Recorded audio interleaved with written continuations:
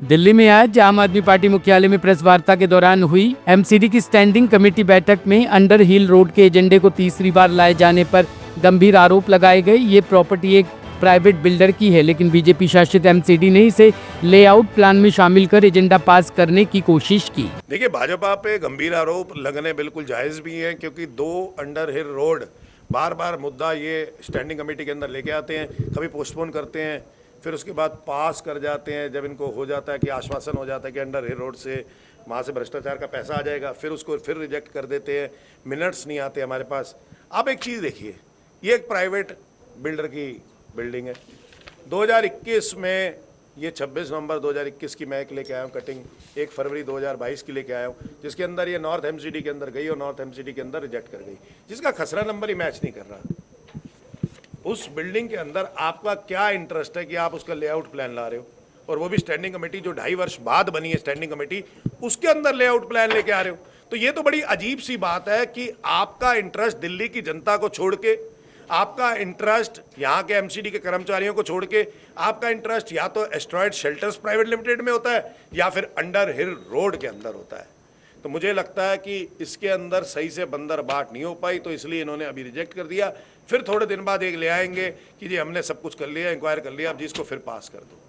मैं आपसे बताना चाहता हूँ आपके माध्यम से कि मैं सीटीबी के खिलाफ विजिलेंस के अंदर, एंटी करप्शन ब्यूरो के अंदर मैं एक चिट्ठी लिखने जा रहा हूँ, जिसके अंदर मैं कमिश्नर को भी लिख रहा हूँ, जिसके अंदर मैं डिमांड कर रहा हूँ कि इसकी इंक्वायरी होनी चाहिए तुरंत प्रभाव से। और ये लेआउट प्लान लाने का क्या मोटो था कि जब रिजेक्ट हो चुका 2021-22 के अंदर, तो क्या इनका मोटो था कि एजेंडा नंबर 1 है। मतलब भाजपा के लिए सबसे लेआउट प्लान्स में सबसे पहला एजेंडा यही है, सबसे महत्वपूर्ण एजेंडा यही है। तो सोचिए कि ऊपर से लेकर नीचे तक कैसे कैसे सारे लोग मिले हुए हैं और इसमें भ्रष्टाचार में लिप्त है।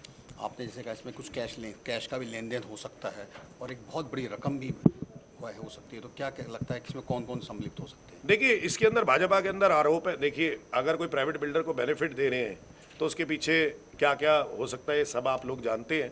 और मुझे लगता है कि इसके अंदर अगर आप जब इंक्वायरी हो, ढंग से इंक्वायरी हो और एक ट्रांसपेरेंट इंक्वायरी हो, तो 100% इस अंडर हिल रोड के अंदर भ्रष्टाचार में लिप्त नीचे से ऊपर तक, यहाँ से स्थायी समिति चेयरमैन से लेकर महापौर से लेकर दिल्ली प्रदेश कार्यालय भाजपा तक कई लोग ये आरोप के बीच में हैं कि ये लिप्त पाए जाएंगे 100%। अंकुश जी, कई दिनों से देखा जाए स्विक शेल्टर के बाहर 5 नंबर गेट पे बहुत से एमटीएस कर्मचारी और सफाई कर्मचारी और हड़ताल में बैठे हैं, जहाँ उनको समर्थन भी कर रहे हैं।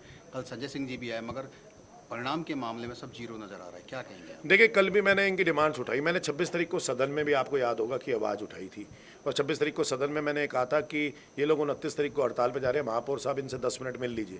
उनकी डिमांड्स बड़ी न्यूनतम है, और मुझे लगता है कि आप लोग तो एसी ऑफिस में, कल स्टैंडिंग कमेटी थी, मैंने उसमें भी शोर मचाया था।